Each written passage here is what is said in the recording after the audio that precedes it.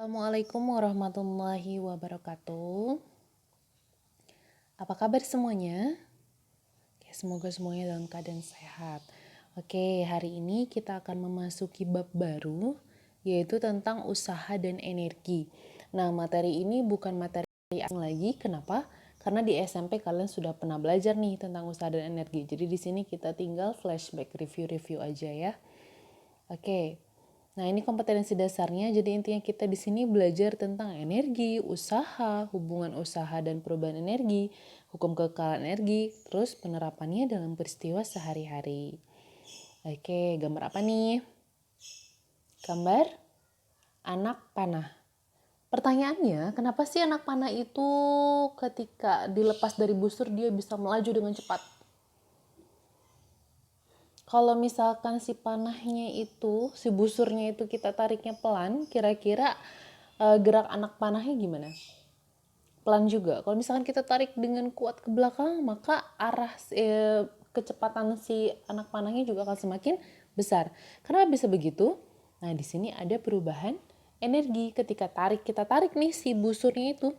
Nah, itu ada perubahan energi dari energi potensial berubah menjadi energi kinetik. Nah, sehingga si panahnya itu bisa melaju dengan cepat. Nah, untuk mempelajari kasus ini, kita akan membahas di materi selanjutnya. Oke, sebelum itu kita bahas tentang usaha atau nama lainnya kerja. Apa sih usaha? Nah, usaha itu gaya yang bekerja pada benda sehingga benda itu mengalami perpindahan. Ingat clue-nya di sini harus ada perpindahan itu dan ada gaya. Misalkan di sini ada orang nih narik balok, kemudian baloknya sampai bergerak. Misalkan ditarik dengan gaya sebesar F, kemudian dia berpindah sejauh S, maka usaha yang dilakukan si orang ini yaitu gaya dikali dengan perpindahan F kali S. Ini udah pernah ya di SMP, masih ingat? Oke. Nah, misal nih ada orang ngedorong mobil, kira-kira orang ini melakukan usaha apa enggak? Melakukan usaha apa enggak? Ya, tergantung apanya. Tergantung mobilnya bergerak apa enggak. Kalau misalkan si orang ini ngedorong mobil sampai bergerak, berarti dia melakukan usaha. Tapi kalau misalkan si orang ini mendorong mobil tapi mobilnya enggak gerak, maka dia tidak melakukan usaha. Kenapa? Karena ingat syaratnya tadi, kalau misalkan kita melakukan usaha itu harus ada perpindahan. Jadi kalau misalkan kamu bilang, saya mau usaha, mau belajar dengan rajin, tapi nggak pindah-pindah dari kursi, berarti udah nggak pindah-pindah dari tempat tiduran aja, berarti melakukan usaha apa enggak? Nah, enggak. Jadi yang namanya melakukan usaha itu harus ada gaya dan ada perpindahan. Nah, lanjut. Nah, di sini kalau tadi kan gayanya itu sejajar dengan arah pindahnya. Nah, sekarang bagaimana kalau ada orang menarik sebuah balok dengan gaya F, nah ini gaya F, dan membentuk sudut sebesar theta. Bagaimana usahanya? Nah, ingat penguraian vektor. Kalau misalkan ada gaya sebesar F, terus membentuk sudut theta, maka diuraikan ke sumbu X menjadi Fx, atau nilai Fx itu F cos theta. Nah, maka yang kita pakai itu gaya yang searah dengan perpindahannya. Nah, berarti kan yang sana ya. Maka si F tadi awalnya kan W sama dengan F dikali S. Oke, karena si F-nya itu F cos theta, maka jadi W sama dengan F cos theta dikali S. Oh, ini rumusnya direvisi ya. Harusnya F cos theta dikali S, ada S-nya. Oke. Kemudian, bagaimana kalau misalkan ada grafik? Nah, di sini ada sebuah grafik gaya F terhadap perpindahan. Berapa usahanya? Kalau ada grafik gaya terhadap perpindahan, usahanya itu luas di bawah grafiknya. Jadi semua ini, nah inilah usahanya. Gitu. Kan tadi W itu sendiri F kali S. Jadi F-nya berapa? S-nya berapa? Sama aja kayak luas di bawah grafiknya. Contohnya nih grafik yang ini. Berarti berapa usahanya? Ingat, cari luas di bawah grafiknya. Ini kan luas persegi panjang. Panjang kali lebar. Panjangnya 20. lebarnya 10. Berarti 200 joule. Gitu. Oh, satuan usaha itu joule ya. Lanjut. Nah, contoh soal misalnya ada di sini.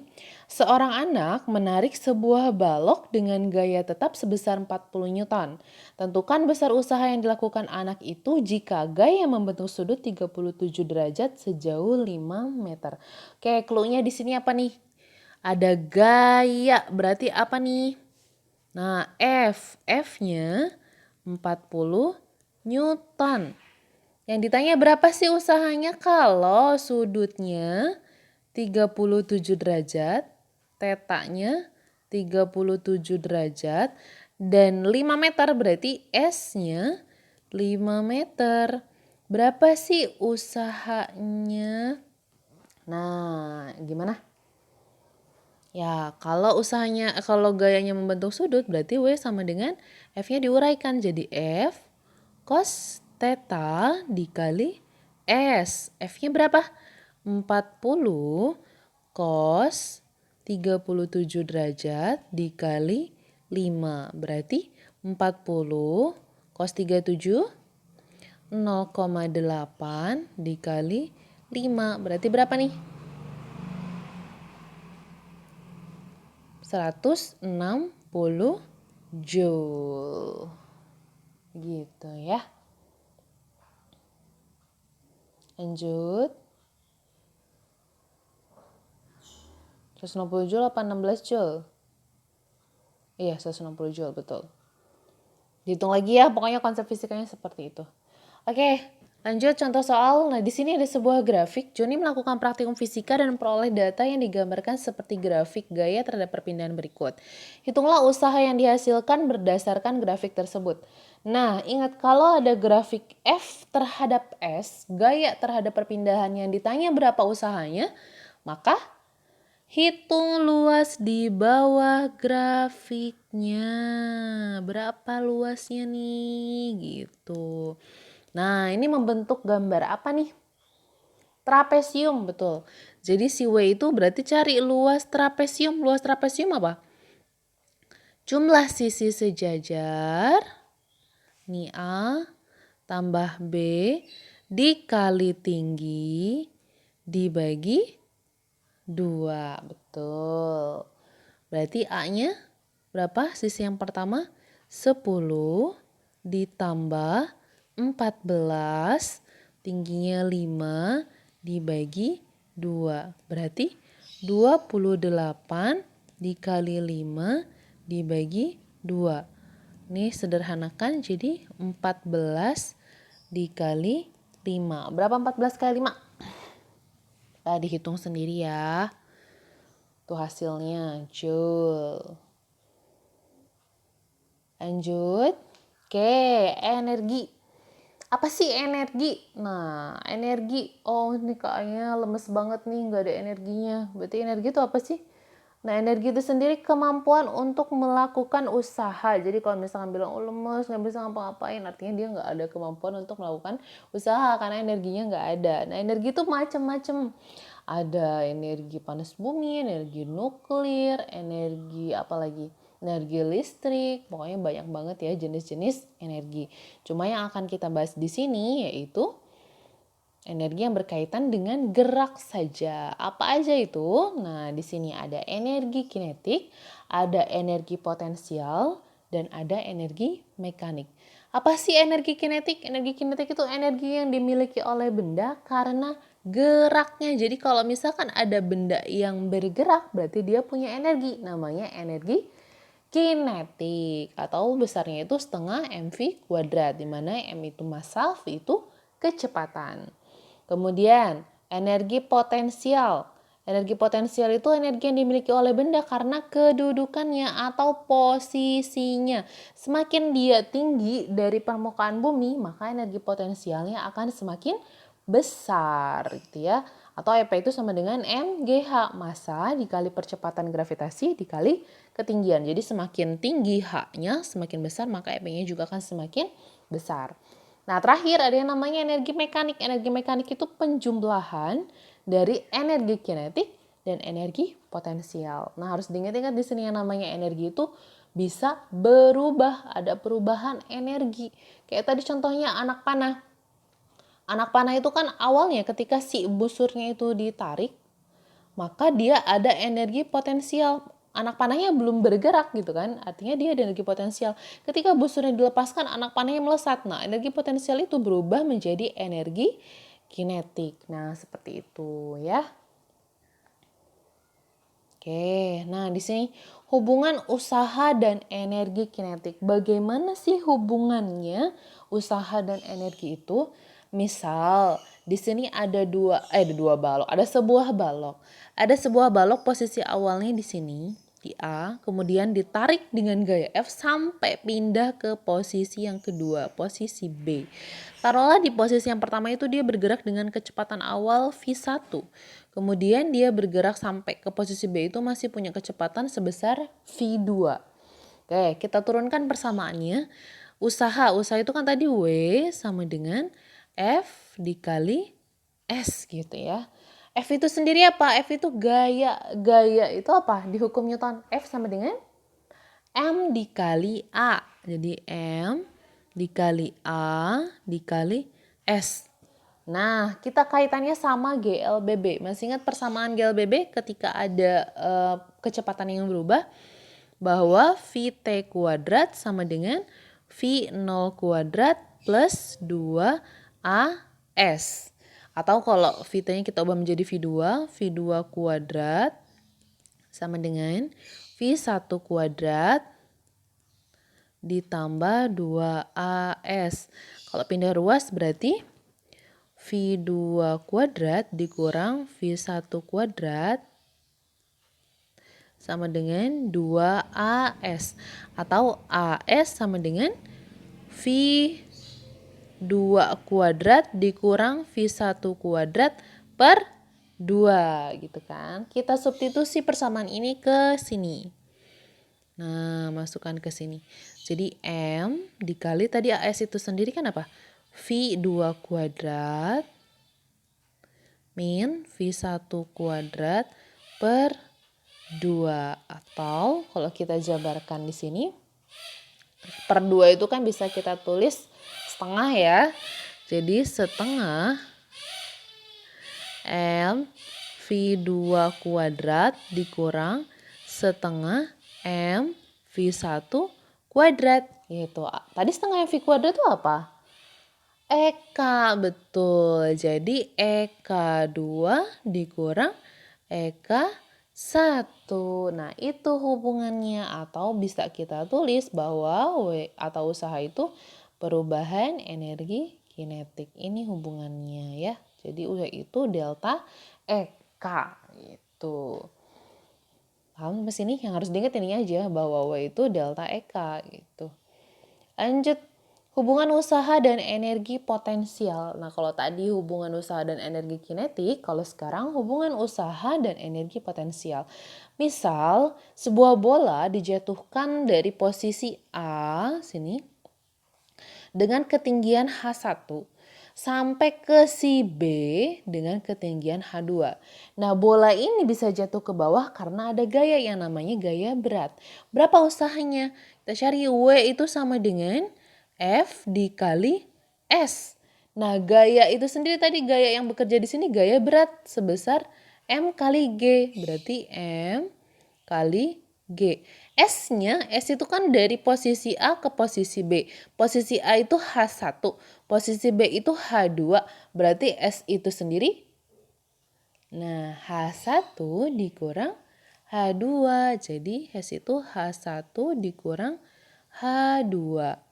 Jadi kalau kita tulis jadi MGH1 dikurang MGH2. Atau MGH tadi apa? EP atau energi potensial. Jadi EP1 dikurang EP2. Nah, inilah hubungan usaha dengan energi potensial ya. Biar lebih paham.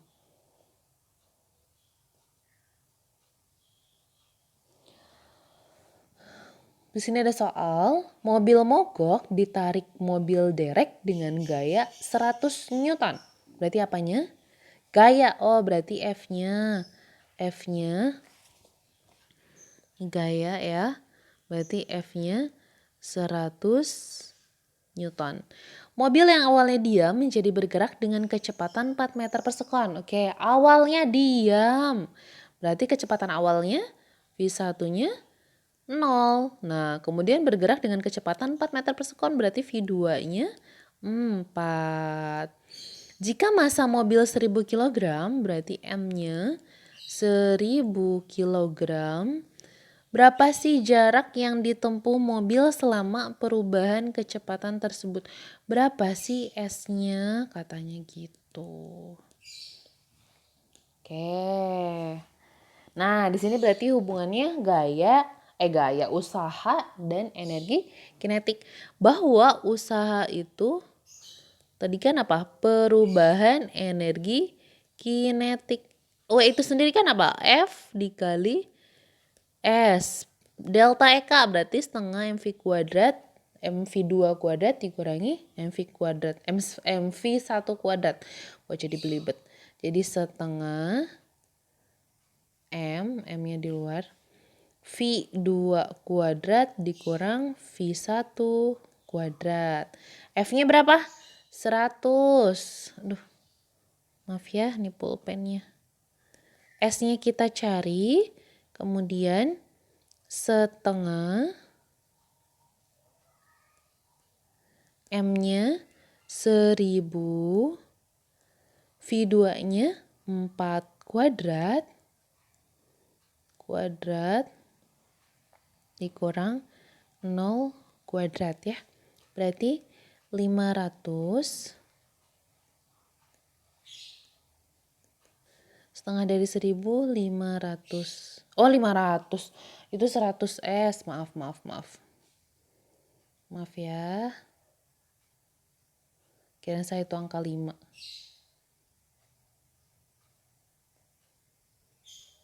Oke.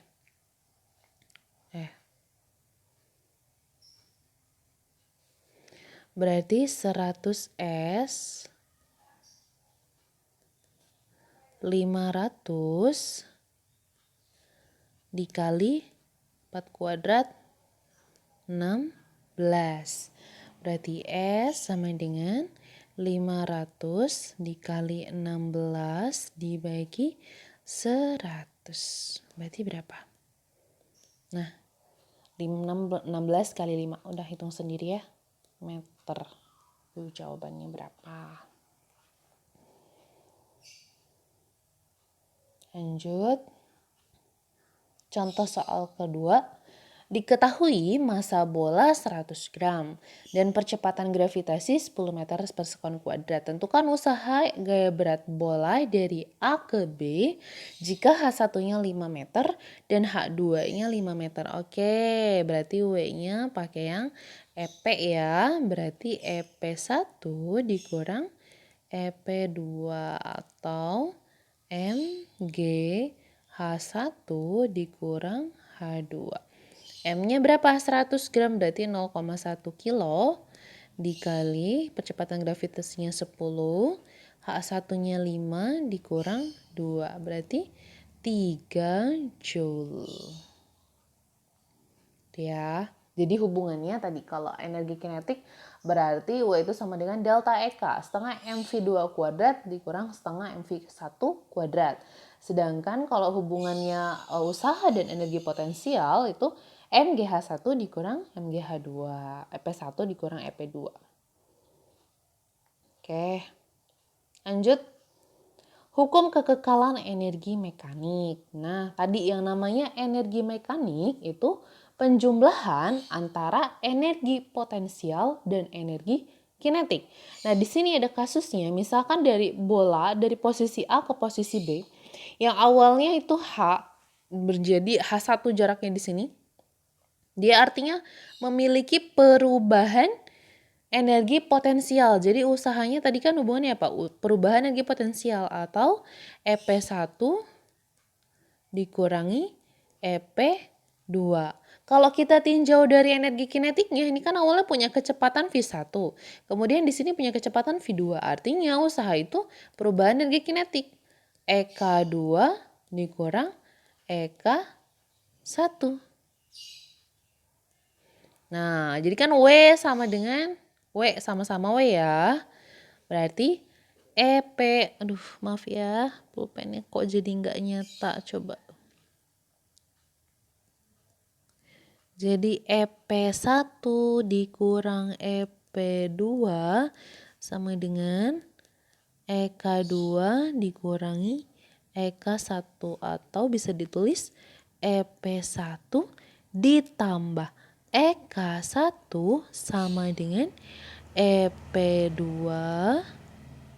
ditambah EK2. Nah, ini yang dinamakan dengan hukum kekekalan energi mekanik. Jadi di posisi 1, di posisi 2 itu energi mekaniknya nilainya tetap. Yang beda itu nilai energi potensial dan energi kinetiknya. Nah, di posisi A dan posisi B, energi potensial di A lebih besar dibandingkan energi potensial di B. Gitu. Jadi kalau di A itu energi potensial besar, energi kinetiknya nggak ada. Kalau di B dia punya energi potensial yang kecil dan punya energi kinetik yang besar. Oke, biar lebih paham. Nah, seperti ini. Jadi ketika di posisi yang awal, di sini awalnya misalkan sebuah benda dijatuhkan, artinya dia tidak memiliki kecepatan awal, berarti EK-nya 0. Berarti dia cuma punya EP saja. Artinya energi mekanik yang dimilikinya ya EP saja. Kemudian ketika turun ke bawah masih nih ada EP dan ada EK. Hanya EK-nya itu kecil dibandingkan EP. Kenapa? Karena dia masih tinggi kedudukannya. Ketika di tengah-tengah, oh nilai EP sama dengan nilai EK.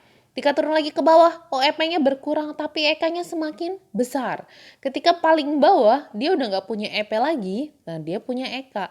Tapi nilai penjumlahannya, nilai energi mekaniknya itu nilainya tetap.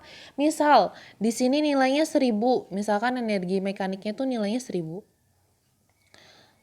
Misal nilainya 1000 joule. Jadi 1000 joule itu punya si EP semuanya.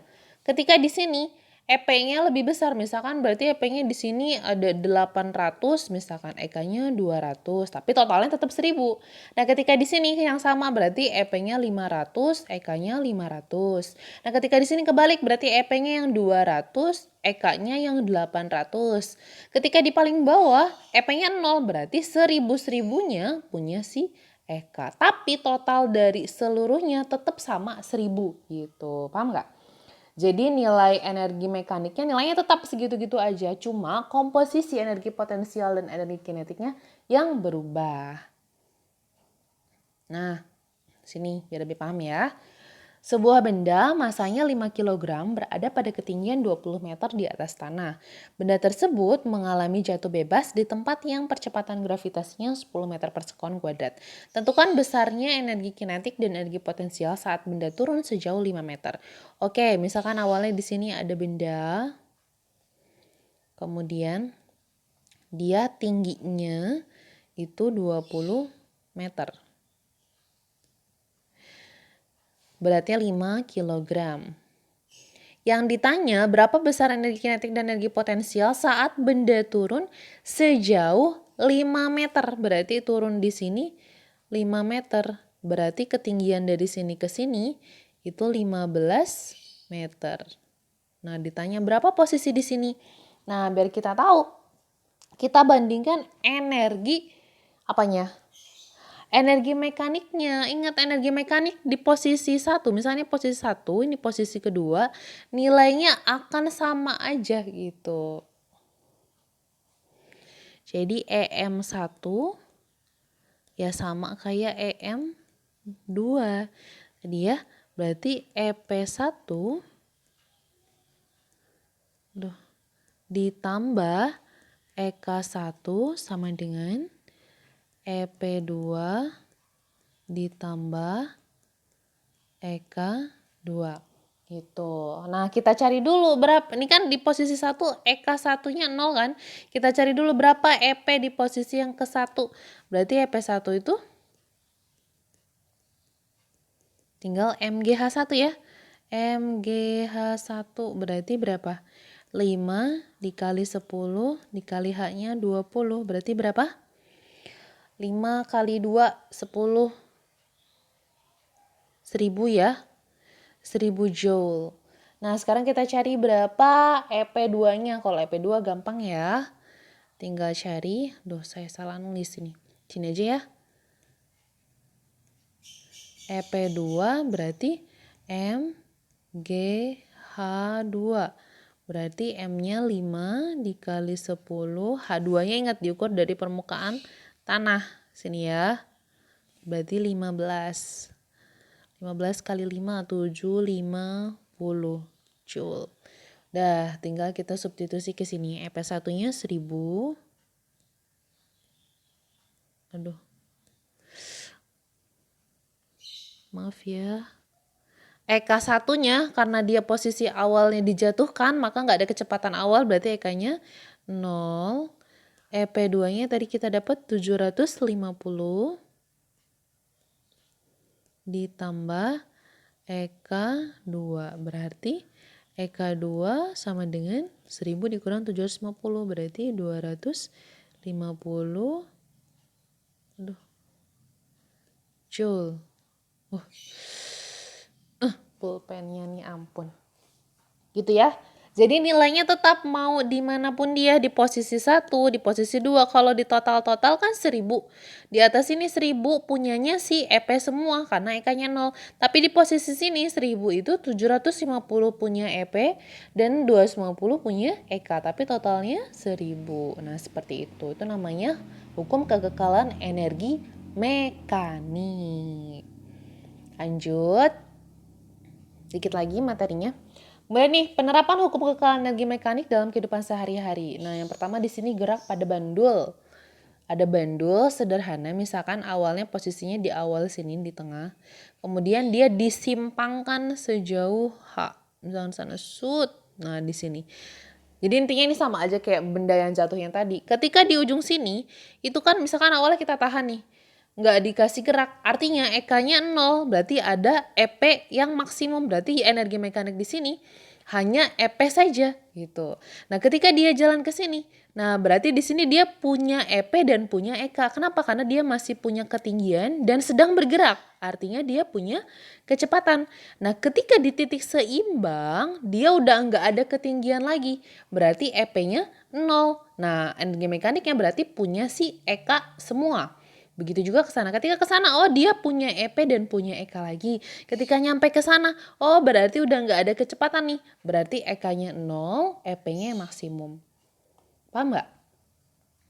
Gitu ya, sama kayak tadi konsepnya. Jadi ketika dia punya kedudukan dan punya kecepatan, berarti dia punya EP dan punya EK. Tapi nilai energi mekaniknya semuanya tetap ya. Gitu. Lanjut. Nah, ini contoh yang kedua, roller coaster. Kalau misalkan yang sering naik wahana, roller coaster, nah konsep simpelnya seperti ini. Tapi kalau roller coaster yang sekarang kan udah pakai mesin ya. Kalau nggak pakai mesin, misalkan nih, di sini di titik pertama nih, titik pertama si A, di sini kan dia di ketinggian, berarti dia punya EP dan EK-nya 0 masih diem gitu kan. Artinya energi mekaniknya semua punya si EP. Ketika turun ke bawah, gitu. Nah, di bawah sini energi potensialnya berubah menjadi energi kinetik. Jadi kecepatannya maksimum di sini, makanya dia bisa bergerak ke atas sana, gitu. Nah, ketika udah di atas sana, berarti EK-nya berubah lagi menjadi EP. Nah, seperti itu. Tapi nilainya penjumlahannya tetap. Jadi energi mekanik dan energi kinetik dan energi potensialnya berubah, tetapi jumlah energi mekaniknya tetap. Seperti itu simpelnya. Yang terakhir, ada yang namanya daya. Nah, daya itu apa? Bukan merek deterjen ya. Daya itu kecepatan melakukan usaha atau kemampuan untuk melakukan usaha tiap satuan waktu. Nah, daya kemampuan untuk melakukan usaha. Tadi kemampuan untuk melakukan usaha itu namanya energi. Berarti energi persatuan waktu. Atau W per T atau boleh E per T sama aja. Contoh. Sebuah mesin pengangkat barang dapat mengangkat balok yang masanya 3 ton setinggi 10 meter dalam waktu 20 detik. Berapa daya mesin tersebut jika percepatan gravitasinya 10 meter per sekon kuadrat? Oke, diketahui masanya 3 ton, berarti 3000 kilo ya. 3000 kilogram. Diangkat 10 meter, berarti H-nya 10 meter dalam waktu 20 sekon. Nah, berapa sih dayanya kalau percepatan gravitasinya 10 meter per sekon kuadrat? Nah, yang namanya daya itu kan tadi W per T, energi per satuan waktu. Berarti di sini energi apa nih? Ada H, berarti energi potensial. Berarti M G H per T. Sudah, masanya 3000 dikali 10, H-nya juga 10. T-nya 20. Berarti berapa? Ini sama ini dapat 15. Nolnya berapa nih? Tuh 2, 3. 15.000 watt. Atau boleh 15 kilowatt. Gitu. Paham sampai sini? Oke, semoga paham semuanya ya.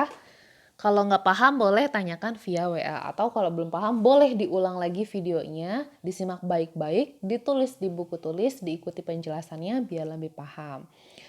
Oke, sudah cukup materinya? Oke. Oke, baik, saya tutup. Semoga pelajaran hari ini bermanfaat. Assalamualaikum warahmatullahi wabarakatuh.